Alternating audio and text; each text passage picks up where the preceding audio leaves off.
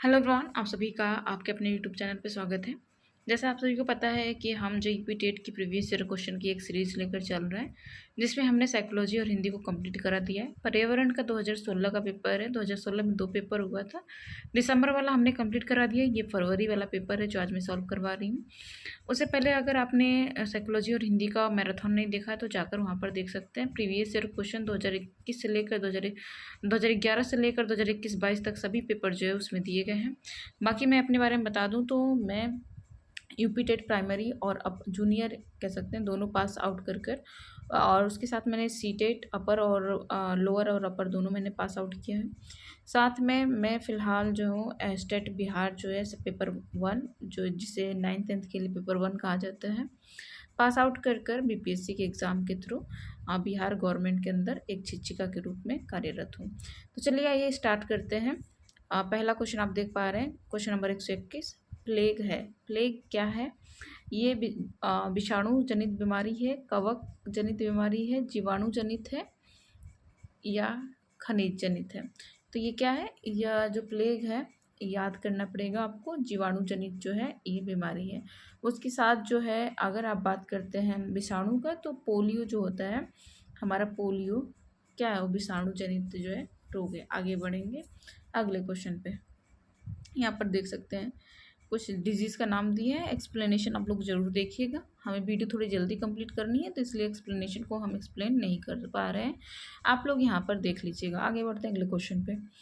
गैसीय अपशिष्ट है। गैसीय अपशिष्ट क्या है? सब्जी एवं फलों की छिलके, घरों की नालियों का गंदा पानी, खेत खलिहान से निकलने वाला कचरा, लकड़ी कोयला से जलने वाला धुआं।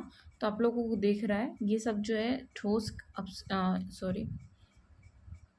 ये सब जो है ठोस अपशिष्ट आपको दिखेंगे। बाकी जो ऑप्शन डी है क्या है, ये कहीं ना कहीं हमें गैसीय रूप से दिख रहा है, तो ऑप्शन डी जो है इसका करेक्ट होगा। आगे बढ़ेंगे, यहाँ पर एक्सप्लेनेशन जरूर देखिएगा। आगे बढ़ते हैं क्वेश्चन नंबर 123। निम्नलिखित में से कौन से पौधे दूर दूर प्रसारित होंगे? बीजाणु द्वारा प्रकीर्णित पौधे, बीज द्वारा प्रकीर्णित पौधे, फल द्वारा प्रकीर्णित पौधे या कायिक जनन द्वारा वितरण। तो यहाँ पर जो आपको मुझे लग रहा है दोनों देखिए, यहाँ पर आप लोगों को कन्फ्यूजन होगा बीज द्वारा और अ, फल द्वारा। देखिए बीज द्वारा प्रकटित पौधे तो बहुत दूर दूर फैलते ही हैं। साथ में फलों द्वारा जो होता है ना, फलों द्वारा ज़्यादा चांसेस रहता है फैलने का। क्यों? क्योंकि जो बीज होता है, बीज जो है मान लो हवाओं द्वारा उड़कर चला गया। जैसे बहुत सारे बीज अभी आप देखते हैं, बहुत सारे पौधे हैं जो रुई की तरह रहते हैं और उड़ उड़ कर एक जगह से दूसरी जगह चले जाते हैं। कोई कोई पौधा होता है जो कांटेनुमा स्ट्रक्चर उसके बीचों में होता है और किसी के बॉडी पे या फिर किसी कपड़ों में फंस कर एक जगह से दूसरी जगह चला जाता है। ये रेयर चांसेस हो गए। लेकिन फल जो होता है ना, इनका प्रकीर्णन बहुत ही हम कह सकते हैं तेज़ी से होता है। क्योंकि मान लो कि कोई भी खाता है, जैसे कि कौवा है, चिड़िया है, खाते हैं और बीजों को फिर एक जगह से दूसरी जगह स्थानांतरित भी करते हैं, एक जगह से दूसरी जगह ले जाते भी हैं। और क्योंकि उनको फूड भी मिल रहा है, अब फूड के साथ साथ वो बीजों को क्या कर रहे हैं, स्थानांतरण भी कर रहे हैं। तो भी फलों द्वारा इनका जो एक जगह से दूसरी जगह प्रसारण है वो तेज़ी से होगा। ठीक है, तो ऑप्शन सी जो इसका करेक्ट आंसर होगा। आगे बढ़ते हैं क्वेश्चन नंबर 124। जब एक जीव लाभ लेता है और बगैर दूसरे सहजीवी को प्रभावित किए तो उसे क्या कहेंगे? सहभोगी कहेंगे। ऑप्शन बी जो है करेक्ट आंसर है। सहजीवी वो होता है जिसमें दोनों को लाभ होता है। परजीवी ऐसा जीव होता है जिसमें किसी एक को हानि और दूसरे को लाभ होता है। मृतपोजीवी ऐसा जीव होता है जो मृत और सड़ी गली चीज़ों पे अपना जीवन यापन करता है। आगे बढ़ेंगे, अगला क्वेश्चन पे चलते हैं। क्वेश्चन नंबर 125 पे। क्वेश्चन नंबर 125 देखेंगे आप सभी, तो देखते हैं कि ये वाला क्वेश्चन जो होता है, इस टाइप का क्वेश्चन आपने प्रीवियस ईयर क्वेश्चन में देखा, बहुत रिपीटेड है। ठीक है ना? जब मोर सांप को खाता है, सांप कीड़े को खाता है और कीड़े हरे पौधे को खाता है तो मोर का पोषण तल क्या होगा? तो ये पोषण स्तर से, न्यूट्रिशन से या फिर कह सकते हैं ट्रॉफिक लेवल से जो क्वेश्चन हमेशा आ रहा है। तो आप जो है ट्रॉफिक लेवल, 3 ट्रॉफिक लेवल होते हैं, तीनों को याद रखिएगा। एक फॉरेस्ट वाला, दूसरा ग्रास वाला और एक वाटर वाला यानी पोंड का। ये 3 आपको पिरामिड जो होता है न्यूट्रिशन लेवल या ट्रॉफिक लेवल जिसे बोलते हैं, इन तीनों याद रखिएगा, आप आराम से कर लेंगे। ठीक है ना? तो यहाँ पर आप लोग देख पा रहे हैं ऑप्शन के अकॉर्डिंग अगर हम बात करें तो अगर मोर है, मोर क्या कर रहा है? सांप को खा रहा है। मोर है, किसको खाया, साफ को खाया। ठीक है, असाफ जो है कीड़ों को खाया, कीड़ा कीड़े हरे पौधे को खा रहे हैं, पौधे को खा रहे हैं। तो मोर का कौन सा पोषण तल है, तो हम देख रहे हैं मोर जो है सबसे अंतिम में आ रहा है, तो इसका क्या आ जाएगा, पिरामिड पे एकदम शीर्ष पे है भाई। पिरामिड अगर हम बनाते हैं तो सबसे ज़्यादा क्या होते हैं, पौधे रहेंगे।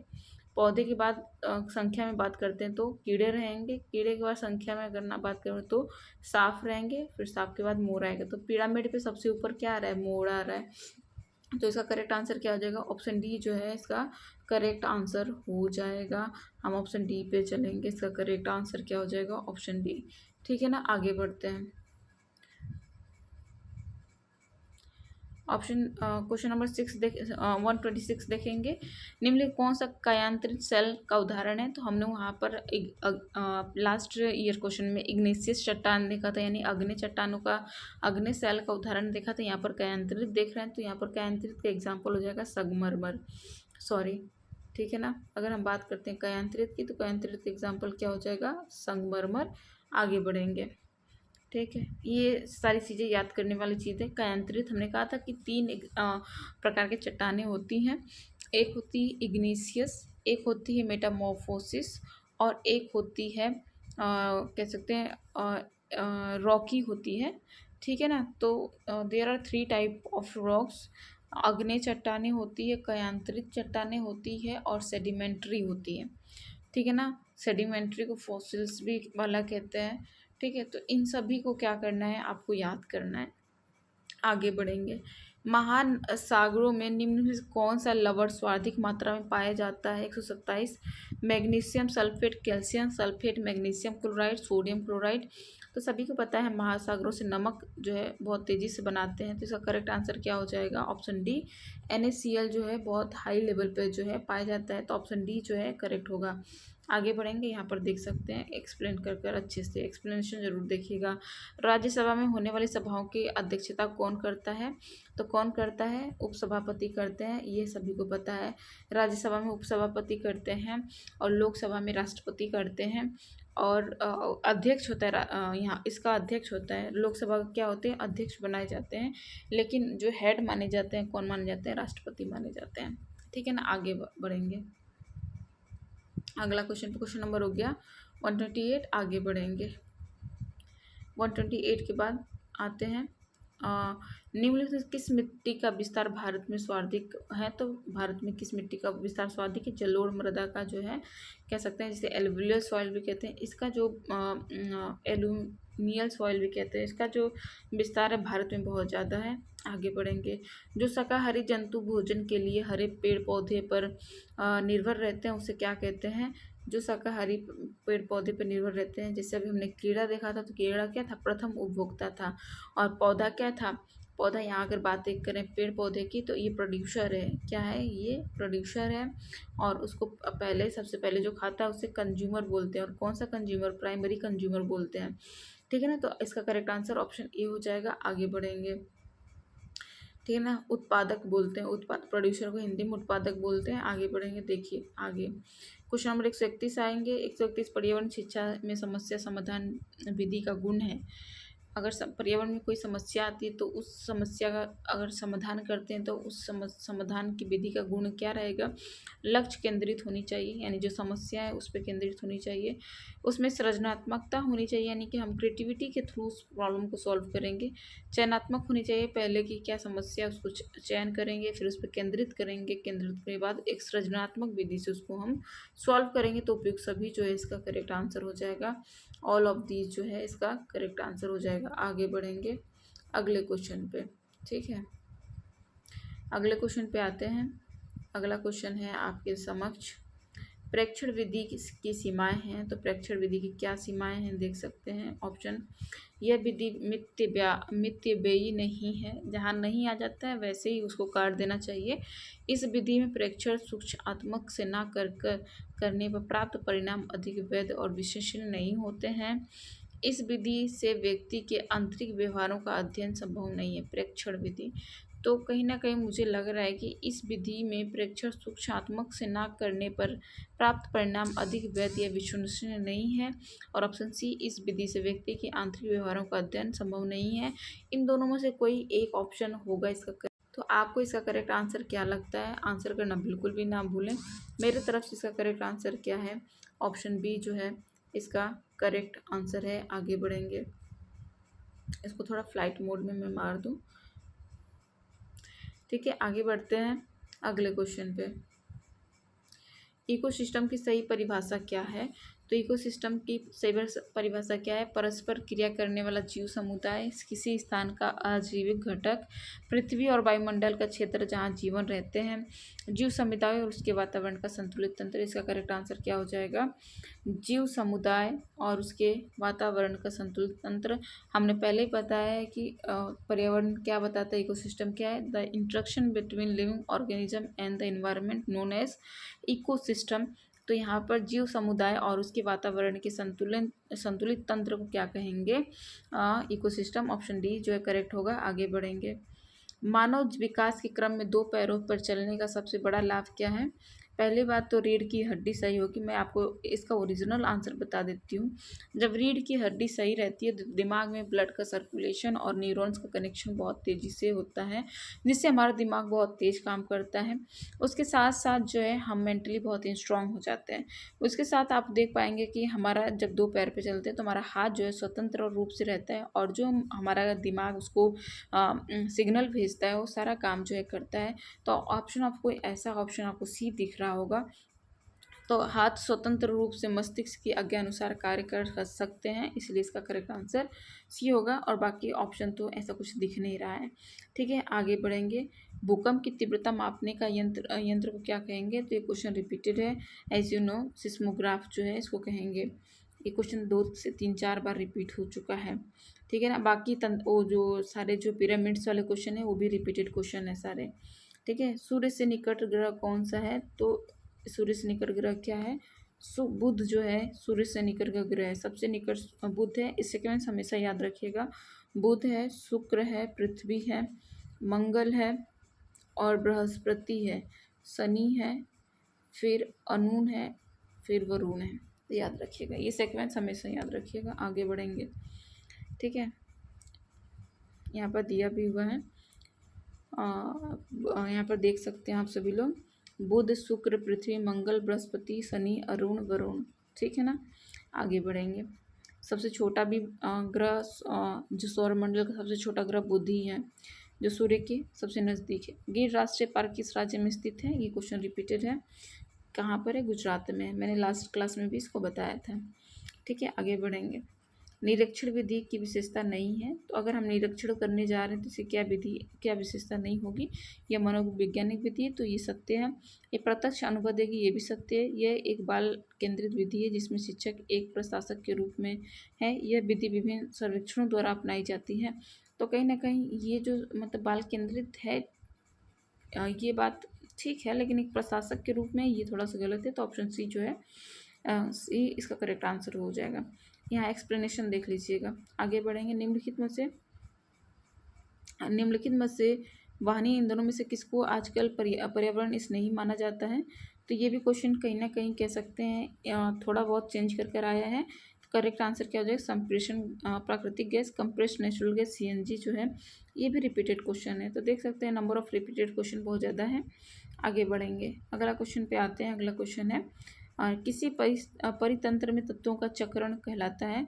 तो ये भी क्वेश्चन जो है रिपीटेड है। जब परितंत्र की बात करते हैं तो कहीं ना कहीं ये क्या आंसर हो जाएगा? जैव भू रासायनिक अभिक्रिया।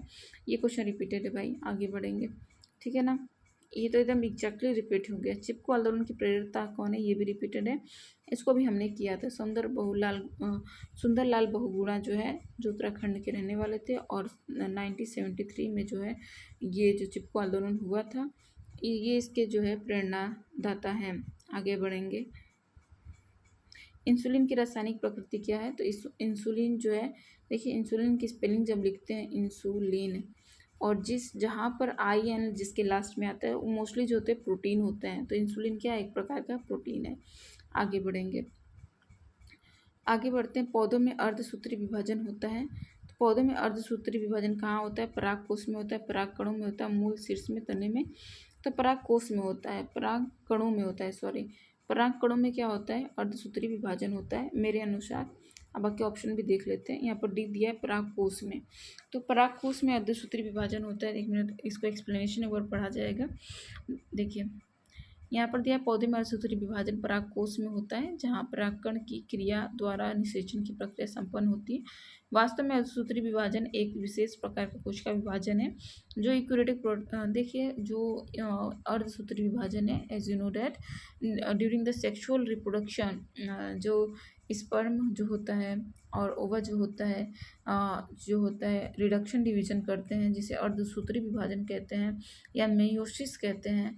कर जो होते हैं हाफ जो क्रोमोजोम्स डिवाइड हो जाते हैं। अब यहाँ पर पराग कोश दिया है, तो हो सकता है पराग कोश में हो, जैसे कि हमने स्पर्म में किया होता है, वैसे ही पेड़ पौधों में पराग होते हैं। और जैसे ओवा होता है वैसे पेड़ पौधों में क्या होते हैं, सॉरी, ओवा, उसको एग बोलते हैं भाई। ओवरी होता है ना, ओवरी के समतुल्य होता है ओव्यूल या ओवा। फिर ओव्यूल होता है इसमें, जिसमें क्या होता है? रिडक्शन डिवीजन अकर होता है, ठीक है ना। तो मेरे अनुसार जो इसका आंसर इसका परागकोश दिया है कि परागकोश में जो होता है, परागकोश कहाँ क्या होता है? जहाँ पराग स्थिर रहता है, तो पराग जो है आधा बटेगा इसके अनुसार। बाकी जो है मेरे अनुसार तो इसका करेक्ट आंसर ऑप्शन बी होना चाहिए। हालांकि आयोग ने इसको ऑप्शन डी माना है, तो ऑप्शन डी ही पे चलेंगे, ठीक है ना। आगे बढ़ते हैं। ज्वर नियंत्रण में आमतौर पर सबसे अधिक प्रयोग की जाने वाली औषधि क्या है? तो हम सभी जो है जनरल बुखार या सर दर्द होता है तो जनरली हम किसका इस्तेमाल करते हैं? पैरासीटामोल का करते हैं। आगे चलते हैं, अगले क्वेश्चन पे चलते हैं। अगला क्वेश्चन है, जैव समुदाय में प्राथमिक उपभोक्ता है। तो प्राथमिक उपभोक्ता आपने क्या देखा था? पहले पेड़ पौधों को खाने वालों को क्या कहेंगे? शाकाहारी कहेंगे, ठीक है ना। तो प्राथमिक उपभोक्ता क्या होता है? शाकाहारी होता है, ठीक है ना। दही निर्माण हेतु कौन सा सूक्ष्म जीव उत्तरदायी है? दही के निर्माण के लिए क्या है? लैक्टोबैसिलस। ऑप्शन डी जो है करेक्ट आंसर हो जाएगा। आगे बढ़ेंगे। मानव रुधिर वर्ग की खोज सर्वप्रथम किस वैज्ञानिक की थी? तो सर्वप्रथम लैंड स्टीनर ने की थी, ठीक है ना। आगे बढ़ेंगे, अगला क्वेश्चन। बाकी यहाँ पर देख सकते हैं कितने प्रकार के ब्लड ग्रुप होते हैं। प्याज आलू अदरक है। प्याज आलू अदरक क्या है? तना है, याद रखिएगा। तना और जड़ में अंतर करना मैं आपको बता दूंगी जब मैं क्लास प्रैक्टिस इन सभी का करवाऊंगी। एक कोशिकीय सूक्ष्म जीव है। पैरामीशियम जो है एक कोशिकीय है और सूक्ष्म जीव है। विषाणु जो होता है ये प्रोटीन से बना रहता है और ये सेल थ्योरी का एक्सेप्शन है। उसके बाद स्पायरोगायरा, ये मल्टी सेलुलर एल्गी है। उसके बाद बात करते हैं और चौथा ऑप्शन क्या है? हाइड्रा। तो हाइड्रा भी मल्टी सेलुलर है लेकिन नाइडेरिया में आता है, जिसे सिलेंट्रोइड भी कहते हैं। आगे बढ़ेंगे। निम्नलिखित से कौन सा पादप उत्पाद साबुन का विस्थापन है? तो हमारे पुराने ज़माने से चलता आ रहा है रीठा। और रीठा का पहले शैम्पू आता था, हालांकि घर पे भी लोग रीठा का यूज़ करते थे। तो रीठा जो इसका बेस्ट एग्जाम्पल है जो साबुन का उत्पाद है, ठीक है ना। आज के लिए बस इतना ही। धन्यवाद, बाय बाय, टेक केयर। और इस सीरीज को कंटिन्यू करती हूँ मैं। आई होप कि आप सभी को ये हेल्पफुल रहेगा और आपको बहुत सारे क्वेश्चन देखने को मिल रहे हैं रिपीटेड।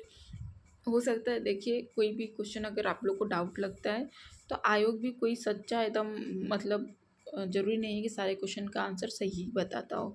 हैं, एक बार आप लोग क्रॉस चेक जरूर किया करो, ठीक है ना। हो सकता है कि आयोग से भी गलती होती है। लास्ट ईयर आपने देखा था 2018 में 2-3 क्वेश्चन जो है आयोग के द्वारा गलत आंसर किया गया था, ठीक है ना। तो आज के लिए बस इतना ही। धन्यवाद, बाय बाय, टेक केयर।